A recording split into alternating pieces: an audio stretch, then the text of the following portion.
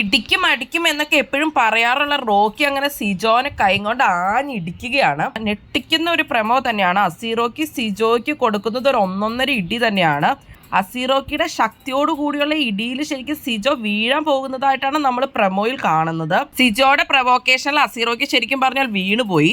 അസീറോക്കിനെ control ചെയ്യാനേ അറിയത്തില്ല. Sijo captain ആയതും മെയിൻ ആയിട്ട് പിന്നെ അസീറോക്ക് കീയുടെ ഇഷ്യൂവിൽ ക്രെഡിറ്റ് കിട്ടിയില്ല എന്നുള്ളത് അസീറോക്ക് പ്രശ്നമായിരുന്നു. സിജോ വിചാരിച്ചിട്ടുള്ളത് അസീറോക്ക് വെറുതെ പറയുകയുള്ളൂ, എന്തായാലും അടിക്കുകയൊന്നും ഇല്ല എന്നുള്ള രീതിയിൽ തന്നെ ആയിരിക്കാം. അസീറോക്കിയുടെ മേത്ത് തുടരുതെന്ന് അസീറോക്ക് ഒരുപാട് പ്രാവശ്യം സിജോട് പറയുന്നതായിട്ട് നമ്മൾ പ്രമോയിൽ കണ്ടിട്ടുണ്ടായിരുന്നു. അസീറോക്കിനെ ഒന്ന് ഇറിറ്റേറ്റ് ചെയ്യാൻ വേണ്ടിയാണ് സിജോ താടിയിലും അതുപോലെ തന്നെ പുറത്തൊക്കെ കൈവച്ചത്.